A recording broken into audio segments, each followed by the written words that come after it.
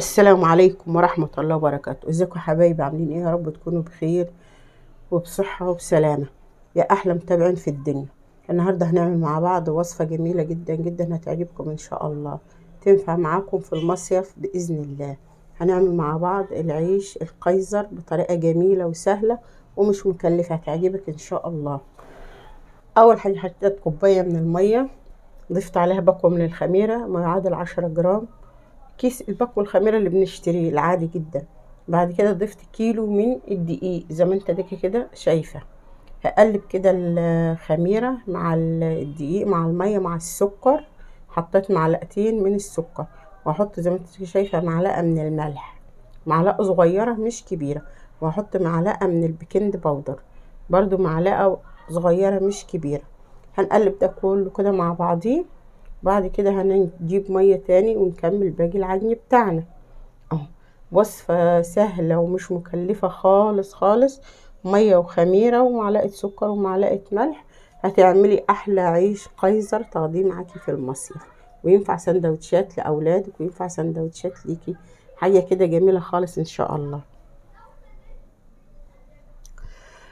بس لو وصلنا لحد هنا كده في الفيديو ما تنسوناش بلايك واشتراك.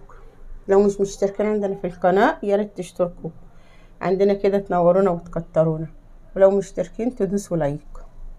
بعد ما عجنا كده العجينه زي ما انتم شايفين العجينه طريه ما بتلزقش، جبت ربع كوبايه من الزيت يا بنات، هلم بيه العجينه زي ما انتم كده شايفين، وربع كوبايه من الزيت ما يعادل 4 معالق من الزيت، معالق الاكل اللي احنا بناكل بها الرز.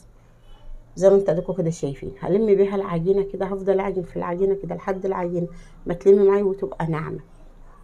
وانا بعجن فيها بنات بسيبها تريح كده لمده 3 دقايق كده، وارجع اعجن فيها تاني. كل العجينه بسيبها ترتاح وترجعي تعجني فيها تاني، تديكي طريقه احسن وتديكي نعوميه اكتر. بصي يا بنات، انا عجنتها وسبتها تريحت شويه كده لمده 3 دقايق 4 دقايق كده، 5 دقايق بالكتير، وبعد كده ترجعي تعجني فيها تاني. العجينه تديكي كده طراوه كده وهشاشه زي العسل وتديكي نعوميه. بصي يا بنات اهي زي ما انتوا كده شايفين، والعجينه طريه مش طريه او طريه ما بتلزقش، زي ما انتوا كده شايفين القوام بتاعها. هنتن كده البوله بالزيت كده وهنحطها لحد ما تخمر العجينه اهو زي ما انتوا كده ايه شايفين. يعني طريقه من الطرق السهله جدا جدا جدا. العيش القيصر ده بتروحي تشتريه بمبلغ، بس انا هعمله لك في البيت بطريقه سهله ان شاء الله. انا بعد ما غطيت العجينه بالفوطه رجعت غطيتها بالمفرش السيليكون كده، وبعدين غطيتها بالفوطه. اختمرت العجينه زي ما انتوا كده شايفين، وهنشكلها مع بعض. هوريك هنشكلها ازاي، وهتطلع عيش جميل جدا جدا، احلى من بتاع المخبز او احلى من الافران اللي بتشتريه. يعني بياخدش حاجه، بياخدش 10 دقايق عجن وتختمر وهتخبزيه كده يطلع. يعني هوريكم عن الطريقة جميل جدا جدا جدا، حلو خالص بسم الله ما شاء الله. يعني كيلو دقيق بيقطع كمية كبيرة جدا. انا دهنت كده الرخامة كده بالزيت كده وهشكلها. بصوا يا بنات بقول لكم، بصوا العجينة ناعمة وطرية كده ازاي اهو. بصوا يا بنات اهي، انا عاملها زي الليمونة الكبيرة او زي البرتقانة البلدي الصغيرة، زي البرتقانة البلدي الصغيرة، عشان انا مش عايزة حجم كبير. لو انت حابة تكبري عن كده كبري مفيش مشاكل اهو زي ما انتوا كده شايفين. اقطع كده اهو، اقطعها واكورها كده، بس لازم اكورها اقطعها اعملها زي البقجة كده. بفضل الم فيها لحد ما اسويها خالص. والطرف ده ممكن اقطعه كده زي ما انتوا كده هتشوفوا، وممكن تدخلي بيه كده. المهم انه ايه، تدخلي بيه جوه العجينه. بصوا يا بنات اهو زي ما انتوا كده شايفين، قطعت الكميه كلها كده. بعد كده يا بنات هرجع اوريكم هعملها ازاي. هاتي الصينيه او الصاجه بتاعتي بالزيت كده، دهنه كده خفيفه كده، وبعد كده هوريكم هنشكلها تاني ازاي. عايزه تحطيه زي ما هو كده كان بها، مش عايزه تحطيه، بس هو الافضل انك انت ترجعي تشكلي تاني، تعملي كده وبعد كده ترجعي تلميه تاني كده اهو، بيديكي نتيجه هشه. والسندوتش كده منفوخ وجميل جدا جدا زي ما هتشوفيه. احلى من بتاع الفرن اللي بتشتري من بره. بصي يا بنات اهو بعمله كده اهو، وهحطه في الصينيه اهو.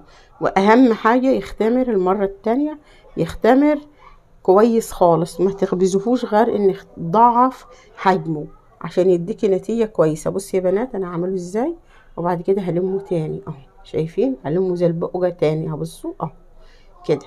دي بتديكي نتيجه حلوه قوي قوي قوي للعيش القيصر، تخليه طالع منفوخ وللبابه كده زي ما انتوا دوكوا كده شايفين. برجع اشكلها من تاني كده، واحطها اقفلها كويس من تحت خالص كده، واحطهم بعيد عن بعض عشان لما يختمروا بيتضاعف حجمهم ما يلزقوش في بعض. في صوت كده قربتهم من بعض هتشوفيهم ملزقين في بعضهم، بس يعني تلزقه بسيطه مش قوي، لان لما بيدخل الفرن برضو بيفنش وبيزيد معاكي. بسم الله ما شاء الله. بصي تضاعف حجمهم ازاي يا بنات، الله اكبر. بصي شكلهم حلو ازاي، شكلهم جميل جدا جدا بسم الله ما شاء الله. ولما يطلعوا من الفرن هيبقوا احلى. انا ما حطيت لهمش اي حاجه على وشهم غير رشه سمسم كده بسيطه، ولا دهنتهم بيض ولا دهنتهم سمنه ولا اي حاجه. انا بس هرش على وشهم حبه سمسم، ممكن تضيفي حبه سمسم وحبه البركه زي ما تحبي. وهنحطهم هغبسهم في فرن البوتاجاز عادي جدا جدا، وهيطلعوا بالشكل الجميل اللي انت هتشوفيه ده كده. بسم الله ما شاء الله الله اكبر. بصي حاجه زي العسل كده. انت عايزه تكبري الحجم عن كده كبريه، انا حبيته كده لان الطفل بياخد السندوتش زي كده بيخلصه وخلاص على كده بدل ما يقطم منه ويرميه. بصي دول هم دول بوريك، بقول لك دول اللي انا قربتهم من بعض فلزقوا ببعضهم، بس يعني ما حصل لهمش اي حاجه، زي العسل زي ما انتوا كده شايفين. جمال جدا جدا، احلى من اللي بنشتريه من المخبز، وطعمهم جميل جدا جدا. لو عملتيها تحبيه ومش هتبطلي تعمليه. ينفع معاكي في المصيف، ينفع معاكي سندوتشات في البيت وزي العسل. يلا ما تنسوناش بلايك واشتراك، والسلام عليكم ورحمه الله وبركاته، واسيبكم في رعايه الله وامنه. بصوا يا بنات هعدل لكم برضو التصوير كده. بصوا شفتري ازاي، وكل ما تسيبيه كل ما يطرى، كل ما تسيبيه كل ما يطرى كده ويربي لبابة في قلب السندوتش. بصوا اهو شايفين؟ هتفتحيه بصي جميل ازاي. بصي اهو افتح لك واحده كمان تاني اهو، هنفتح لك كمان واحده تاني اهو. شايفين يا بنات؟ اهو نفتحها بسكينه كده تكون مشرشره، يطلع معاكي الرغيف زي العسل. بصي يا بنات اهو